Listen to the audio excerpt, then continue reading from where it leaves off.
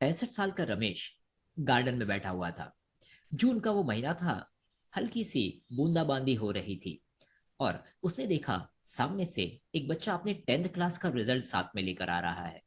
उसके चेहरे पर चिंता साफ दिख रही थी। रमेश ने कहा मुझे जाके उससे पूछना चाहिए, और उसने वैसा ही कहा।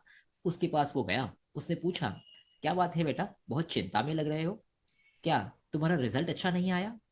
और बच्चे ने कहा, अरे नहीं नहीं अंकल, रिजल्ट तो बहुत ही अच्छा आया है, लेकिन अब मुझे चिंता ये है कि मुझे अपनी चॉइस की स्ट्रीम मिलेगी या नहीं मिलेगी। और रमेश ने कहा, चिंता मत करो, मुझे पक्का पता है कि तुम्हें अपनी चॉइस की स्ट्रीम मिल ही जाएगी। और बच्चा वहां से चला गया। लेकिन रमेश का पूरा लाइफ का फ्लैशबैक उसके सामने आने लगा।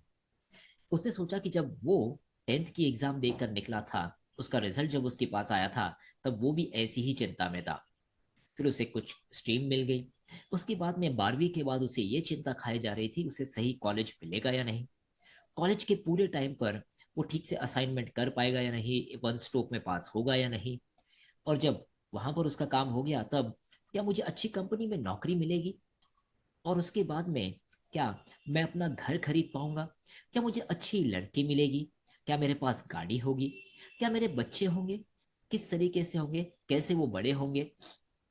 ये पूरी चिंता में रमेश एक्चुअली जीना ही भूल गया था, खुश रहना ही भूल गया था।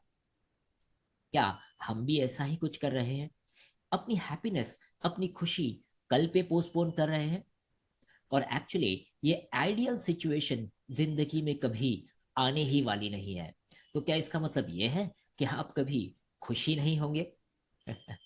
आज हम बात करने वाले हैं 4 ऐसे तरीके जिससे आप प्रेजेंट मोमेंट में खुश रह सकते हैं। और उसमें सबसे पहला तरीका है ग्रैटिट्यूड। अक्सर लोग ग्रैटिट्यूड के बारे में ये सोचते हैं कि हम लोग कितने खुश नसीब है, उसको चेक कीजिए। नहीं, ग्रैटिट्यूड का बहुत ही आसान सा मतलब है। ग्रैटिट्यूड का मतलब होता है बीइंग थैंकफुल। थैंक यू जो भी आपके पास में है उसके लिए। हम जब भगवान को प्रे करते हैं, तो हम भगवान को बहुत बड़ी लिस्ट देते हैं कि मुझे ये चाहिए, मुझे ये चाहिए, मुझे इसमें हेल्प करवा दे, मुझे ये करवा दे। लेकिन बस ग्रैटिट्यूड कहता है रिवर्स कीजिए। आपके पास जो है उसके लिए भगवान से कहिए, थैंक यू सो मच, आपने मुझे ये दिया। थैंक यू सो मच, मुझे इस काबिल बनाया। थैंक यू सो मच, मुझे आसपास में इतने बढ़िया लोगों से का कंपनी दिया। Be thankful is what gratitude is all about. और जब आप ये करेंगे, तब आप अपने खुशी को एक स्टेप और आगे बढ़ाएंगे।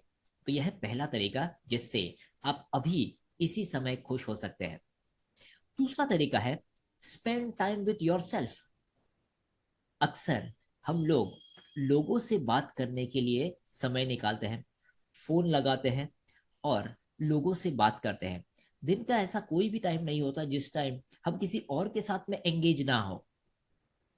हम लोग अपने आप के साथ कितना टाइम बिता रहे हैं? अक्सर जब हम खुद का नंबर लगाते हैं और फोन अपने कान पर लगाते हैं, तो वो टोन बिजी टोन ही आता है। हमें अपने आप के साथ टाइम बिताने के लिए कुछ करना चाहिए। हो सकता है सुबह आप 10 से 15 मिनट का मेडिटेशन करें। और जब हम अपने आप के साथ टाइम बिताते हैं, तो आपको ये समझ में आएगा कि आप खुद की कंपनी कितना एंजॉय करते हैं। आप खुद कितने बेहतर हो चुके हो इतने सालों में।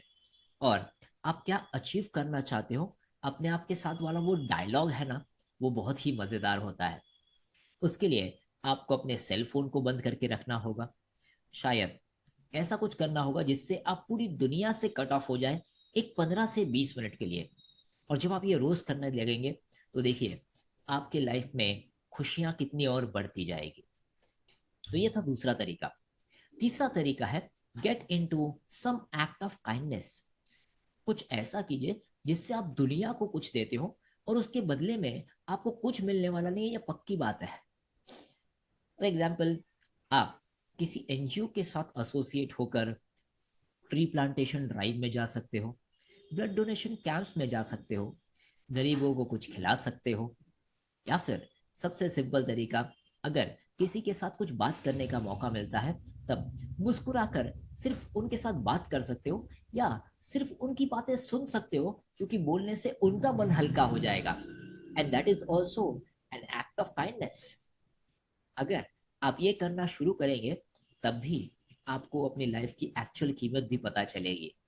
So this is third way of being happy right now. And fourth the last way is pursuing your passion. आपका जो भी पैशन है वो जीना, ये आपके लिए हैप्पीनेस के बराबर है. और पैशन में मिशन की बात आती है. क्या ऐसा चीज है जो आप दुनिया को देना चाहते हो, दुनिया से लेना नहीं चाहते.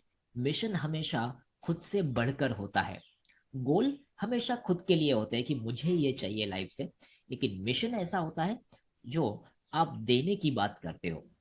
और जब अपने मिशन के लिए आप पूरे दिन भर में 1 घंटा, 10 मिनट, 15 मिनट, 20 मिनट भी निकालते हो और उस मिशन को जीते हो, तब आपको एक्चुअल फुलफिलमेंट आती है कि हाँ, मेरी लाइफ का कुछ तो वर्थ है और इसकी वजह से मैं दुनिया में कुछ तो कंट्रीब्यूट कर रहा हूँ, जिसकी वजह से ये दुनिया जीने के लिए और भी बेहतर जगह बन जाएगी. इन सब तरीकों में से आप कौन सा तरीका आज इस्तेमाल करने वाले हैं, सोचिए और कमेंट में जरूर कमेंट कीजिए.